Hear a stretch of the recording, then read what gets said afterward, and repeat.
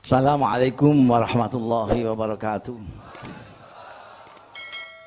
Alhamdulillah wa syukurillah, saya ditakdirkan dapat sowan pada malam hari ini bersama-sama panjenengan semua di acaranya Bib Anis ini. Bib tenan boh ora boh.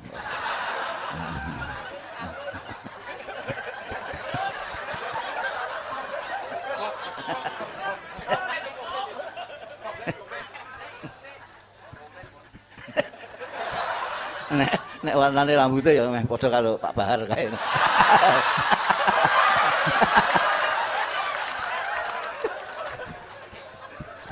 Jadi kita itu kurang bersyukur sebetulnya, bikin judul aja kok awan hitam. Ya, awan hitam itu mana yang hitam itu? Kita itu kurang syukur karena kita tidak menyadari anugerah. Syaratnya orang bersyukur itu menyadari anugerah.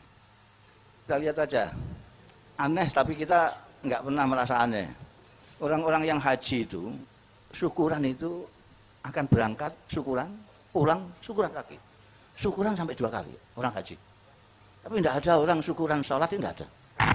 Padahal sama-sama rukun Islam. Kenapa?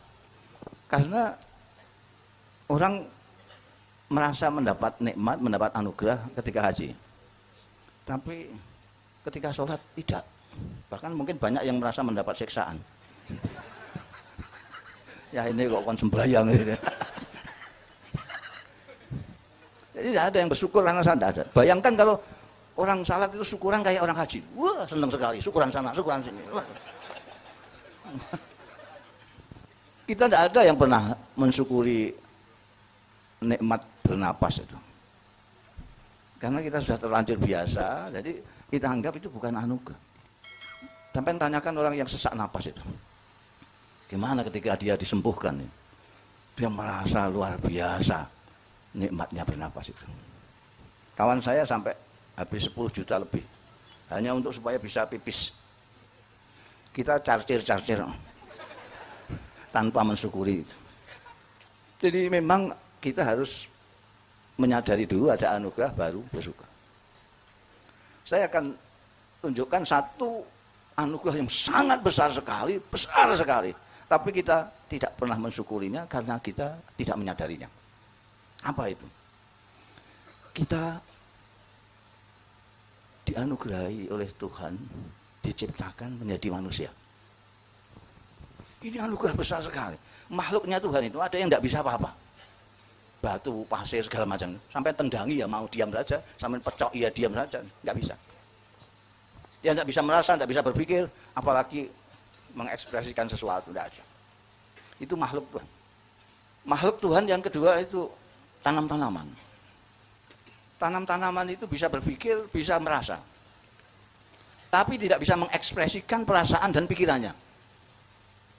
Ketika saya selesai membaca buku penelitian ahli-ahli tanaman, bahwa tanaman itu bisa berpikir, bisa merasa, saya coba. Di depan rumah saya, kalau ada yang pernah ke rumah saya itu, di depan itu ada 2 pohon kelapa. Itu saya tanam bersamaan. Bibitnya dari kiai sini, Kiai Muad, dan saya minta supaya yang satu umur, ya pokoknya yang sama, supaya nanti tumbuhnya bareng. Betul, kita tanam yang satu sebelah barat, yang satu sebelah timur. Ketika sudah berdiri dua-duanya ini, yang sebelah timur ini kalau saya lewat selalu saya pegang-pegangin, elus-elus itu. Kadang-kadang saya ajak bicara, piye kabarmu ini? Saya balik dari karena yang sebelah timur ini langsung dengan Langgar itu. Jadi kalau saya mau ke Langgar mesti lewat dia. Saya pok-pok, saya elus-elus. Itu subhanallah luar biasa. Itu yang sebelah timur itu. Buahnya itu luar biasa.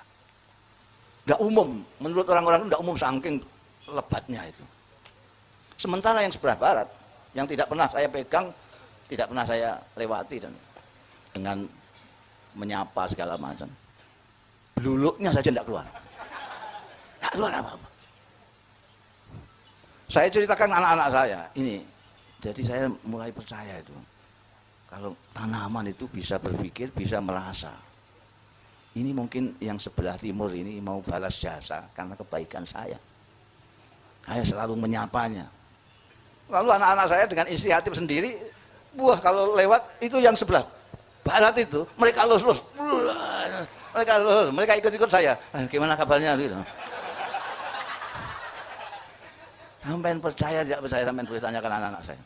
Tiba-tiba yang sebelah barat itu berbuah yang luar biasa juga. Sampai ketakutan sekarang saya potong. Karena banyak santri yang ketibanan buahnya, saking banyaknya. Bukan itu saja, di depan sebelah barat rumah saya, silakan ke rumah saya nanti saya tunjukkan. Itu di sebelah baratnya lagi ada pohon mangga warisan yang nanam ayah saya. Pohon mangga ini tidak kenal musim. Begitu habis dipanen bunga lagi, habis dipanen bunga, habis dipanen bunga. Tidak pernah tidak berbuah. Padahal itu tidak pernah ditebaskan, dilempari bocah segala macam, terus berbuah terus. Suatu ketika santri mau bangun bikinan, bangunannya sudah kadung jadi karena amatiran, amatiran pokoknya bikin dulu nanti jadinya bagaimana nggak tahu. Tahu-tahu nabrak wit saya itu, bangunannya itu.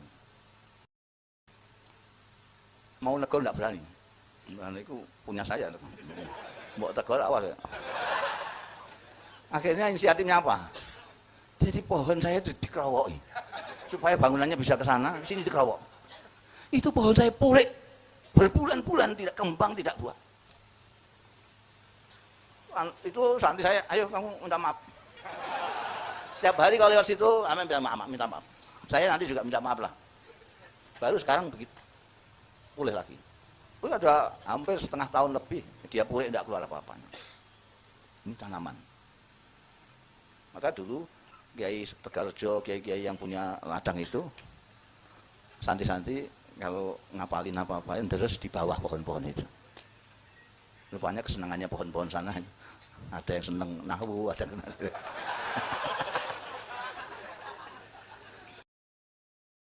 tapi dia tidak bisa menyampaikan itu. Kemudian yang ketiga, makhluknya Tuhan itu binatang. Binatang juga bisa merasa, bisa berpikir, juga bisa mengekspresikan perasaan dan pikirannya, tapi tidak sempurna. Kalau kita menyembelih kambing, itu ada familinya yang ngembek.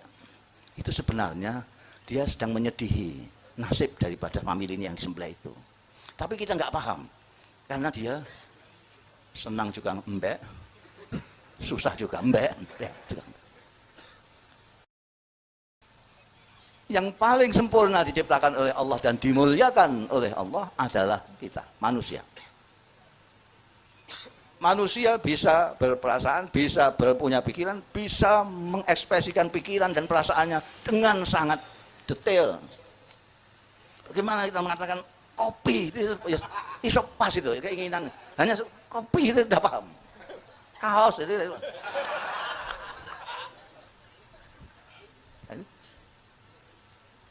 Ini luar biasa. Kita dimuliakan Tuhan melebihi makhluk-makhluk yang lain. Itu juga ditulis di Quran itu. Kalau minta dalilnya ya tanya saja sama yang ahli dalil-dalilnya. Saya dulu dalil ketika sanawiyah saja, sekarang enggak. Jadi apa namanya?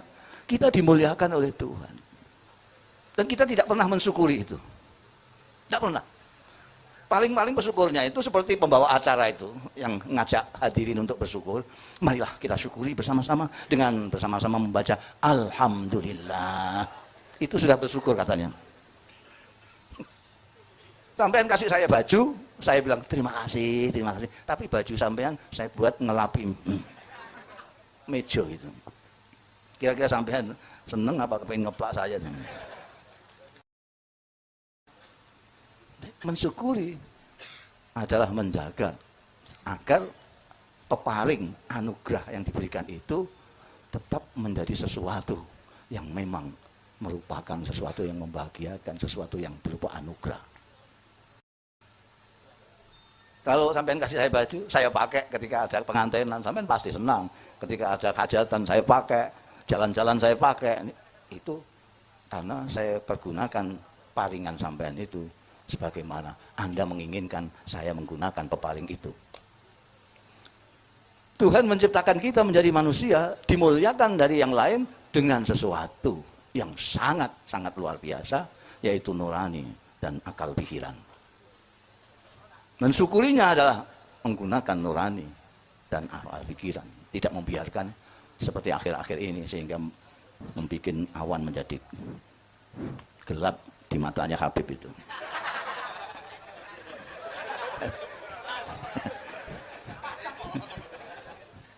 Karena kita tidak menggunakan akal pikiran dan nurani. Kita bisa melebihi apapun, bahkan malaikat. Karena malaikat, dia tidak bisa memilih apapun. Dia harus baik terus. Kita bisa macam-macam. Diberi nurani dan akal pikiran.